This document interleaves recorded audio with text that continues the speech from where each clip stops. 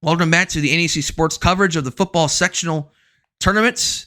My name is Sam Frick, founder and editor at Around the Northeast Corner, covering 30 schools across Northeast Indiana and parts of Elkhart County. That includes the ACAC, the NECC, and the Northeast State. We continue our coverage of the football sectional preview by taking a look at Class 2A, Sectional 35. And this is a sectional that on paper, let's be quite honest, Adams Central really jumps out in this field. They are the prohibited favorites to win this sectional. Many might say they're the favorites to even get to the state finals in Class 2A. I don't know if I would go that far right away. I mean, Lafayette Central Catholic is in the 2A state tournament. That would be the one team that would give me some concern if I'm Adams Central, just because of that spread offense that they're known for at Central Catholic does give me a little bit of concern. But Adams Central certainly will have a chance to get back to state finals. But before they can do that, they got to take care of business in sectionals. They actually got a pretty tough draw for a first-round matchup against the Bluffton Tigers. You look at the Adams Central Flying Jets. We'll just go right to them right now just because I don't really like any of these teams in sectional other than maybe Bluffton can give Adams Central some trouble. But other than that, I'm just not a big fan of everybody else in this sectional this year. Adams Central, we know what they are. They are a wing T offense. They're going to throw the ball when they have to. But Jamison Roach is a talented quarterback when he has to be able to throw the football. And for just a sophomore, he's shown some capabilities to be able to throw the football. You got the running back combo or trio of Aaron Hershey.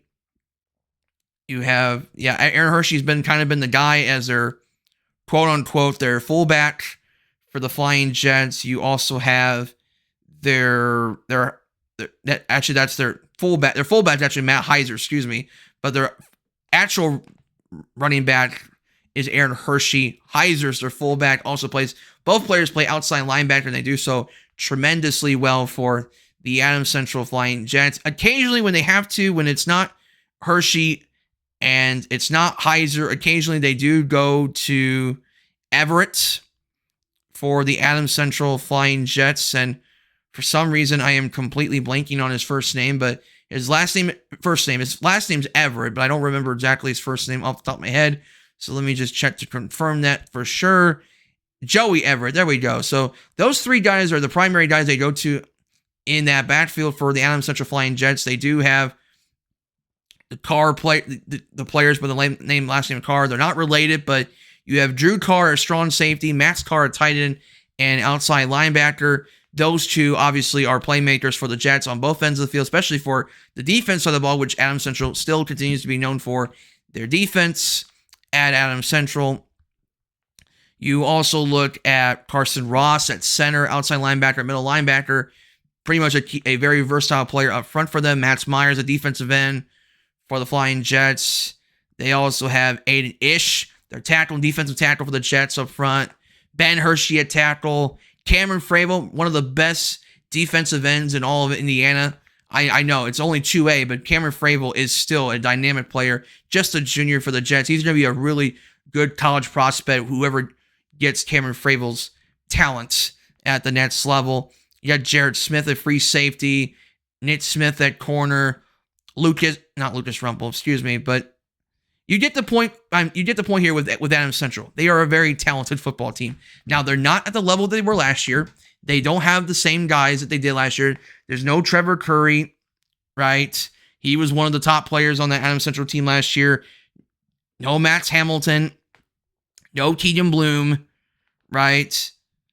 No Ryan Tester. Like, those are big names that they were there for 3 years and played for the state championship. So that's one thing to consider for Adams Central, is they are a different team. You don't know how those type of teams translate in the playoffs, but we have seen over the years with Adams Central under Michael Mosier, this team is a well-oiled machine, and they're going to continue that if they continue to be disciplined and take care of the football. Those are kind of the things you have to watch for if you're Adams Central. On the Bluffton side, a pleasant surprise this year. I don't think we expect them to be this good early on, but we knew they had some talent. We knew they were a promising team led by Aston Best, their quarterback for the Bluffton Tigers. While the struggles have been there lately for Bluffton, they've lost their last 3 games.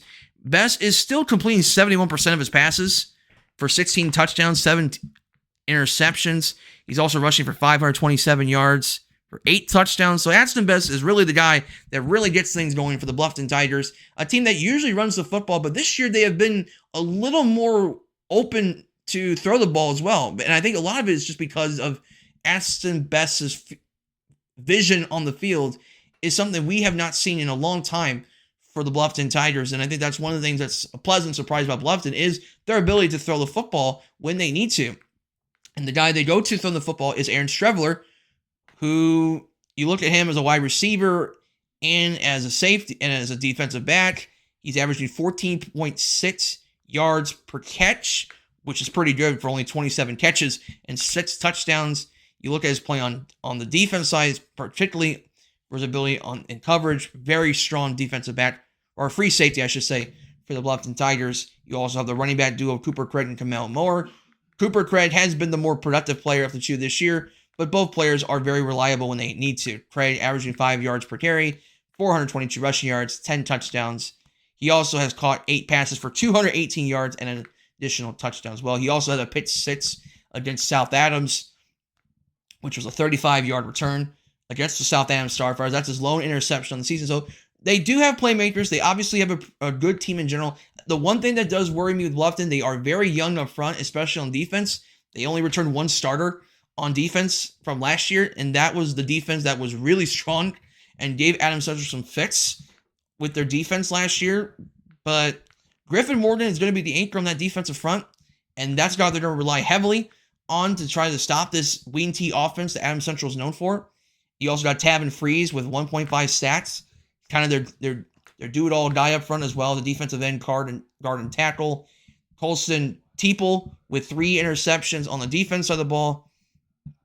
So they got playmakers, but is it at the level of Adams Central? Do they have the defensive front that Adams Central does? Can they stop this Jets offense? I think that's a huge, huge question mark, considering the fact that Bluffton did lose to Adams Central in Week 8, 49-24. They know they can score points on this Adams Central team, but can they stop people? Franklin County was a really good test for Bluffton to prepare them for the state tournament when they take on the Adams Central Flying Jets. They also lost badly to Heritage 51-20. Again, that was a wake-up call for Bluffton to get ready for the state tournament. But unlike past years where Bluffton was the favorite in their sectional, now they're no longer the favorites. Because of that, Adams Central is now in their sectional.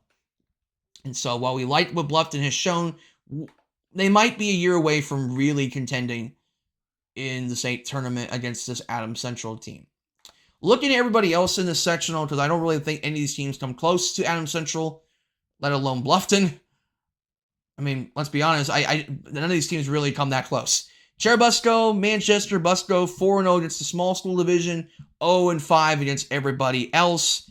Can the Churubusco Eagles get a win against other competition outside of the division?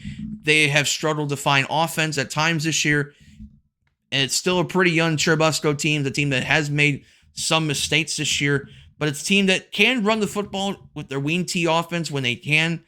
They will rely on Angelo Inicelli to do what he does best when he's healthy, although I don't know if he played the last game or not. I'm not 100% sure here. Let me just take a look real quick, just because I want to make sure I don't make mistakes. Okay, he did play, so I just want to make sure. He did play last week. I want to make sure I understood that correctly, but because he didn't play a lot against West Snowball, he only had 5 carries for 8 yards, so you have to wonder where Angelo Inicelli is health-wise going into this week, but he did get 25 carries for 104 yards. He had 2 touchdowns. Their lone scorers in the loss to the Fairfield Falcons. I think they lost by about 30 points. You look at Bryce Lawrence, 5 touchdowns. He has a couple off of special teams on kickoff returns. He's a guy to keep an eye on for them as well. Jack Holstenbet's averaging 11 tackles per game for the Busco Eagles. Colin Geiger with 3 sacks. Carson Tonka with 2 picks. Brody Lawrence, couple touchdown passes, although they don't throw the ball a lot this year. And injuries have been a factor for Churubusco at times this year.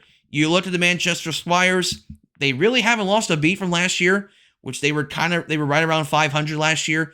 They are back to being 500 this year, 5-4 on the season.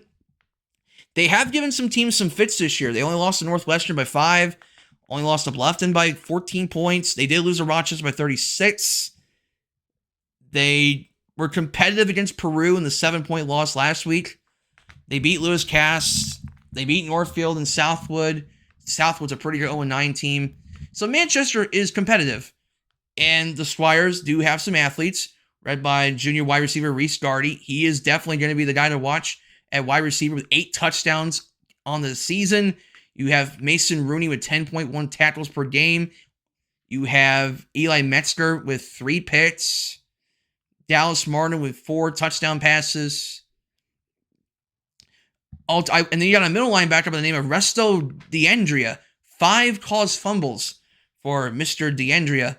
Landon Bean with 5 fumble recoveries. Manchester is just a tough team to play against.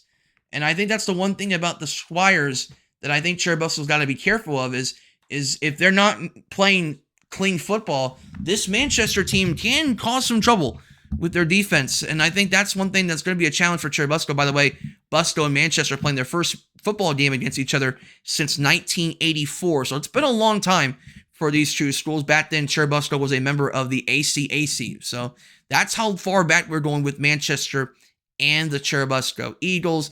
I can see this go either way, but I do worry about the mistakes of Busco. Can Angelo Inusili get involved in this offense? Can they score enough points? And frankly, can they limit the turnovers? Because I think Manchester's a team that can create some problems with their defense. Eastside versus Whitko. I know Eastside has been banged up most of the year. And I just saw recently with Eastside, I believe Lincoln Carter is done for the season. So that's not good to hear because Lincoln Carter was just coming back.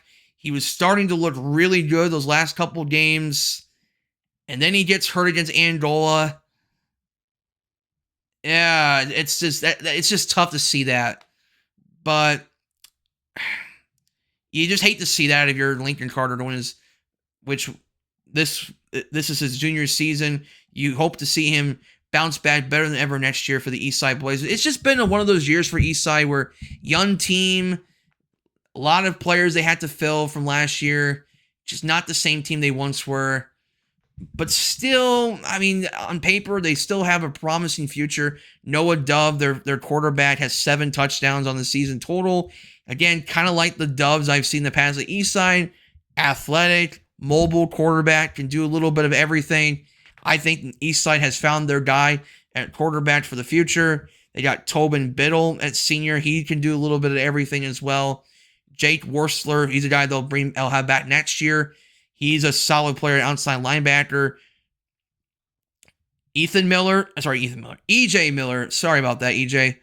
EJ is a guy that can be a playmaker as well. Obviously hasn't had a lot of success on the offensive side of the ball, but still doing quite well defensively. 33 tackles, 1 TFL, 2 picks. Still having a pretty solid year defensively. I think Eastside is a team that can still play good defense, but I think the question now becomes, can the Blazers find that offense that they were starting to find before the Lincoln Carter injury again?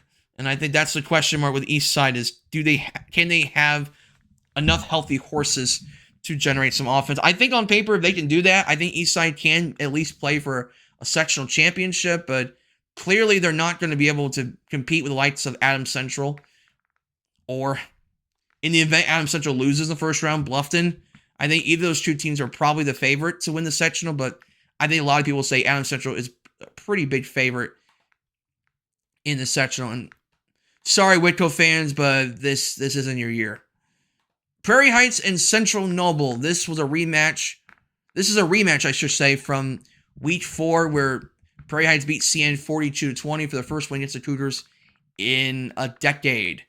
Prairie Heights started 3-1. They have lost 4 of their last 5, but Prairie Heights still has an opportunity to reach 5 wins for the first time since 2013, which I think for Prairie Heights is a big deal. We haven't talked much about Prairie Heights lately just because they have had more struggles of late since their 3-1 start, but Prairie Heights still showing some promise for the future. You look at the Panthers, you got Mac Armstrong, a wide receiver, having a solid year at quarterback for the Prairie Heights Panthers. You have Jordan Klump, who set records for single-game receptions and I believe touchdowns. I believe in that first week against Whitko, and the fans nominated him, did vote well enough for him to be named Performer of the Week in week 1. You have Brock Hagewood, really solid fullback, I should say, for Prairie Heights. Walker McCray, 7.5 tackles per game. Hagewood with 4 sacks. Weston Rassler with 1 interception on the season. Prairie Heights does have a lot to be proud of, and a promising future ahead for the Prairie Heights Panthers. They will have an opportunity to get that 5th win because, let's be honest, Central Noble, how do I say this without coming across as being kind of a jerk? They're not good. Central Noble is simply not good this year. Now, they're not Southern Wells bad, but they're quite bad this year. This is the worst team in 12 years. That's how bad Central Noble is, and I'm not expecting Central Noble to win this game. But I will say this, Central Noble does have some underclassmen back for the future. Connor Fish is a good wide receiver. If they can get a quarterback next year that can help fill the hole that Brody Morgan is going to leave him, unfortunately, because Brody Morgan is a senior.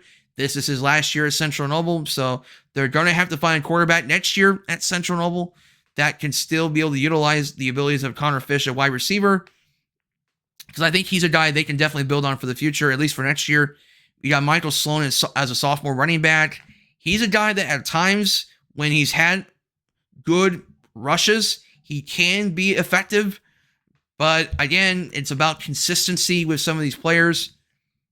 And Central Noble, defensively, how do I say this? They have a lot of work to do. Let's just say that they lost a lot, yeah, but they have a lot of work to do. That's all I can tell you. They definitely have a lot of room to grow this year for Central Noble. It just hasn't been their year this year. I don't expect them to win this game. I think Prairie Heights is better than Central Noble this year, which I never thought I would say that in 2024, but here we are. Overall, when you look at this sectional, I don't think I'm talking as much in this sectional just because it's really just Adams Central versus Bluffton, and that's pretty much it. I think the winner of that game likely plays for the sectional and wins the sectional altogether. I will take Manchester over Busco. I'll take Prairie Heights over Central Noble. I'll take Eastside to play for the sectional title, but I just think without Lincoln Carter, I mean, even with Lincoln Carter, I just don't think Eastside matches up well at all with Adams Central, who I'm predicting to win this sectional. This sectional to me just doesn't have the horsepower of Adams Central this year. So I like the Jets to take care of business.